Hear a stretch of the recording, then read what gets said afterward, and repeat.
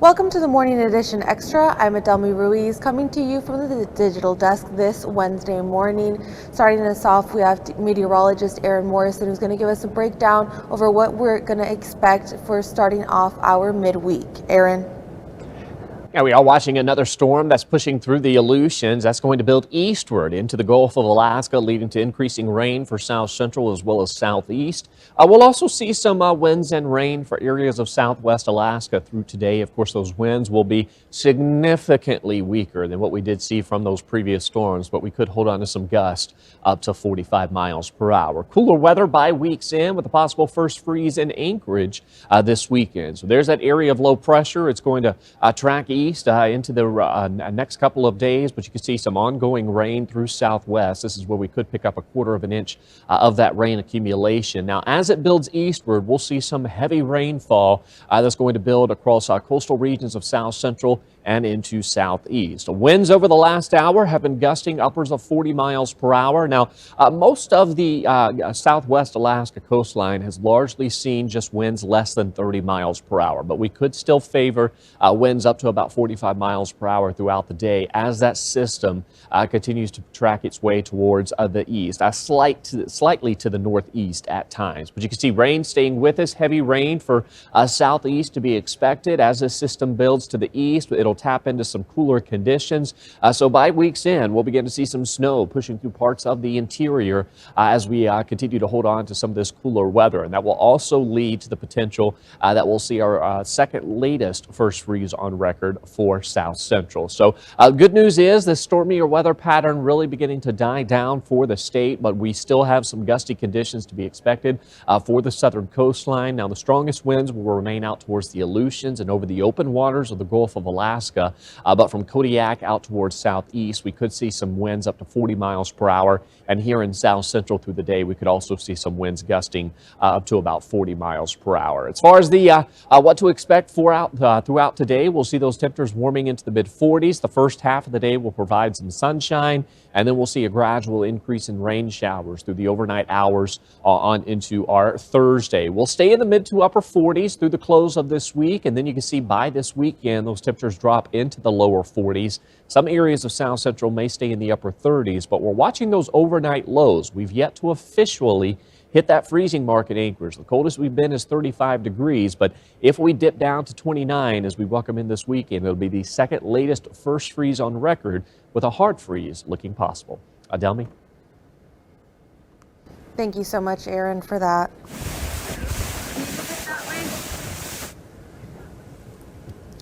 Powerful new images show the moment Typhoon Halong slammed into western Alaska. You can see the severity of Halong. There is a storm expected to be less intense that's reaching parts of Alaska. The Alaska Department of Transportation says all runways across the West Coast region are now open following repairs from Typhoon Halong. The Kipnuk Airport has reopened after crews finished repair work earlier Tuesday. Some airport lighting is still being restored, but maintenance and operations teams continue working to repair storm-damaged infrastructure. And many of the worst hit communities are still coming back online, so communication and even weather data are difficult to get. But I want to show you this map with some of the totals we've seen. Kipnuk was one of the hardest hit areas with the highest water levels at nearly 10 feet. Over here, the water in Kotzebue crested at over 4 feet. And in an area between Nelson Island and Kipnuk, the waters reached close to 11 feet.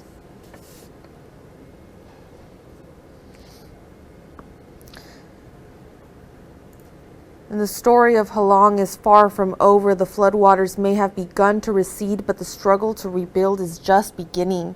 From homes torn apart to families starting over, the human toll is now only coming into focus. Day by day, communities hit by Halong are struggling to recover and find safe places to stay. State officials say nearly 1,800 people across 49 communities have been impacted. As we mentioned, the death toll stands at 1, while 2 people remain missing. The Coast Guard has suspended active searches but will continue looking during other operations. Homes have been flooded, swept away, or pushed off foundations, including at least 37 in Kipnuk alone. Hundreds are sheltering in schools, with Bethel's Health Center at full capacity. State officials call the number of displaced residents unprecedented. We need to have places for people to go safely, where they can be warm and fed and taken care of. We're moving quickly to have that established, but it's taken some time. So some folks are in some really uncomfortable places. We're doing everything we can to push in support to them where they are. We have 300 right now, because I have medical personnel there, and we did surveys, and we have 300 people right now in Kipnuk that want to leave because their home's been destroyed. And then we also have almost 400 in Guinea that want to come out too.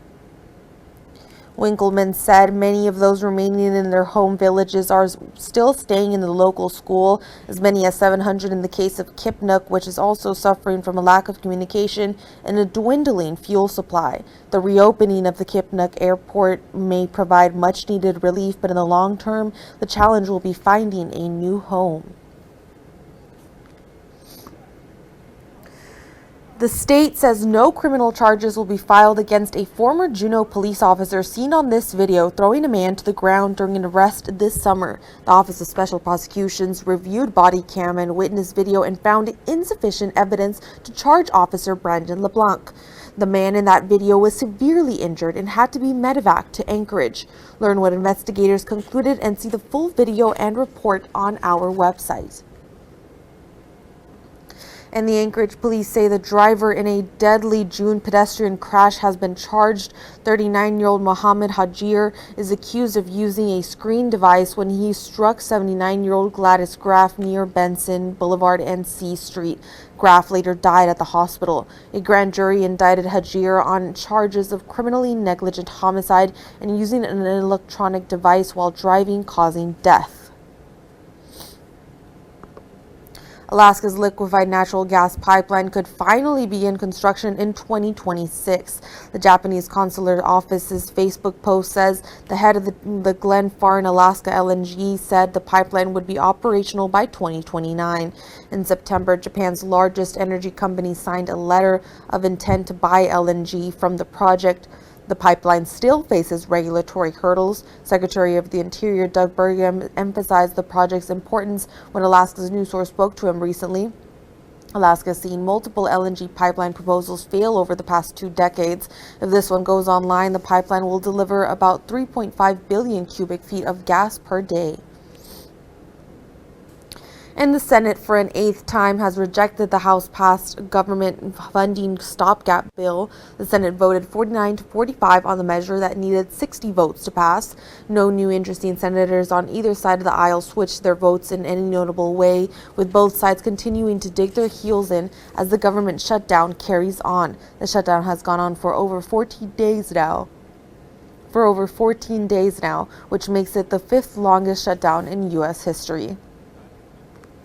And this is an important day for many federal workers caught up in the government shutdown. It's payday for U.S. service members. President Donald Trump says they are getting checks due to a reallocation of funds. The White House says the money is from the Pentagon's research and development budget. In Congress, a standalone measure to pay troops is getting growing bipartisan support, but so far it's been unsuccessful. Also today, 2 unions are trying to stop the layoffs of federal workers who've lost their jobs during the shutdown. They're asking a judge in San Francisco for an emergency injunction. The Trump administration says in a court filing, and about 4,100 employees are affected. Other federal workers deemed essential continue to work without pay. And Palmer has a new mayor, and a familiar face is back in charge. Former Mayor Jim Cooper was sworn in Monday night after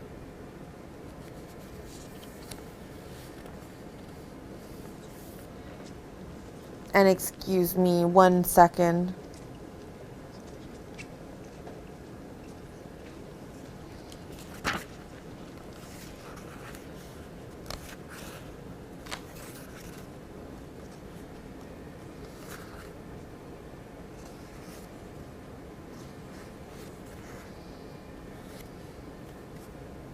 it was.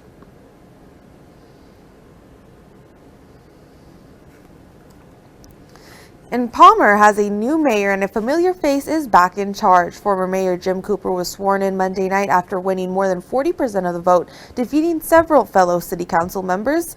Now back at the helm, Cooper says his focus is on fixing roads, addressing homelessness, and strengthening local businesses.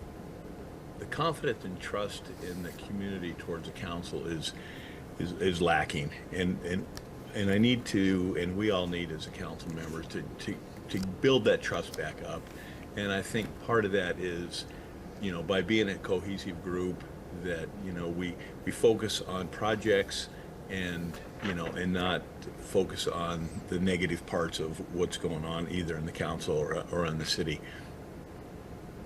You can listen to the full conversation with the mayor of Palmer on In Depth Alaska. Just download the episode wherever you get your podcasts. And the owner of the Dirty Apron restaurant in Anchorage is trying to figure out who is the man that was caught on video throwing rocks at her building, damaging the windows. The owner of the restaurant, Amy York, says she does not recognize the man captured on surveillance video, but she's hoping he can be found. York says it's unfortunate that a few other businesses in the area have also been damaged recently. That stinks. I got hit because some other folks around this complex had already got hit a couple weeks ago, and I was grateful that I did not, but they got me this time, and then I was thankful and grateful that it did not go all the way through because I keep a beautifully set table and I do not want to pick shards of glass off of it. York says vandalisms like this really hurt small businesses. She invites anyone to still stop by if they choose to do so. And we will continue to look into a string of similar crimes that have happened in Anchorage this year with businesses. They include the Pho and Jackie's Place restaurants and a Northrim Bank location. We will continue to monitor the situation and provide updates as they become available. That stinks. And Grubby, Alaska Zoo's possum, died Saturday at approximately 3.5 years old due to complications of old age, according to the Alaska Zoo. Grubby, renamed Ophelia by zoo staff, was a Virginia opossum that became famous in Alaska after arriving in Homer from Washington State in March of 2023 as a stowaway in a shipping container. After living on the streets of Homer for a time, she was captured by the Homer police and transferred to Alaska Zoo. Her species is the only opossum that lives in North America, but it is not native to Alaska, increasing her popularity in the state. The average opossum lifespan in the wild is 1 to 2 years, meaning Grubby nearly lived double her species' life expectancy.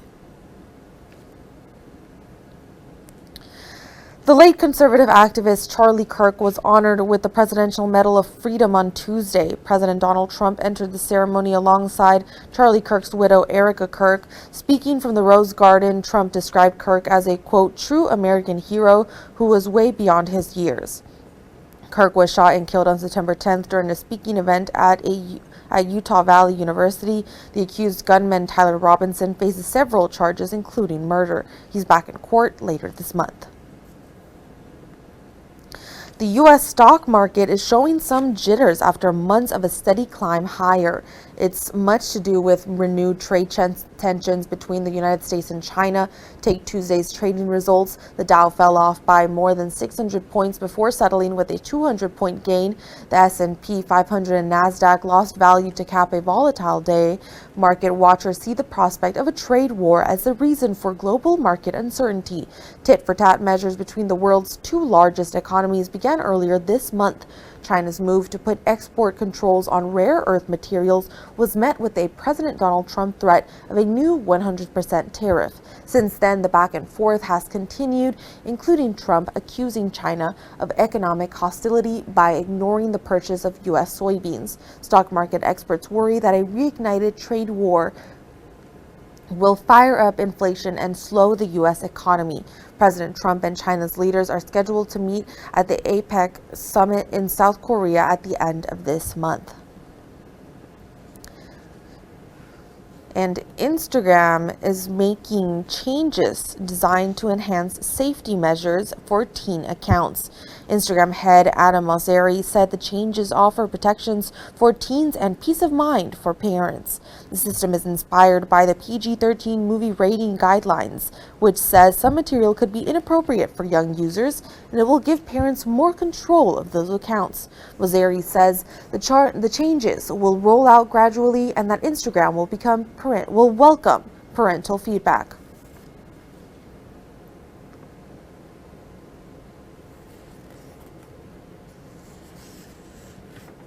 So we've seen corn mazes, we've seen wood mazes. Now here's another maze, sunflower mazes. I'm beginning to think we just need something to get lost in. This maze is at Somerset's Farms in the Santa Ynez Valley, and the sunflowers are over 6 feet tall throughout the twisting, turning maze. They say they get a lot of bees buzzing about, but not many complaints. People love to come watch the bees and the flowers. You can also cut yourself a sunflower while in the maze and purchase it on your way out. Maybe we do all need to get a little lost from time to time.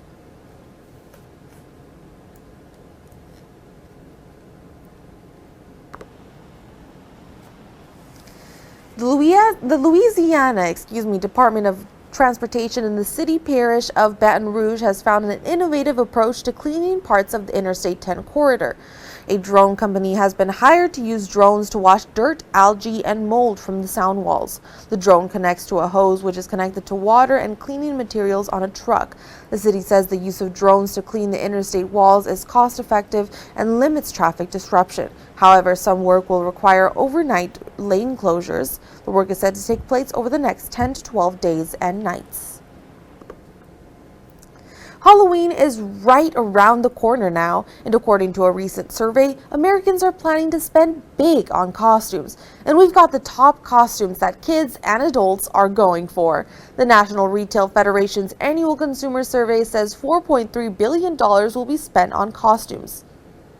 And nearly 3/4 of Americans who plan to celebrate Halloween will dress up. As for what characters you'll see for the holiday, Spider-Man is the popular choice for children. The survey finds 2.3 million will dress up as the comic book hero. Princess, witch, and ghost costumes are the next popular. The most favored dress-up characters for adults this Halloween are expected to be a witch, vampire, and pirate. Many people are including their pets in the costume fun, with the most popular being a pumpkin for your fur child. And that wraps up the Morning Edition Extra for this Wednesday morning. Thank you so much for starting your morning with me, and have a wonderful rest of your Wednesday.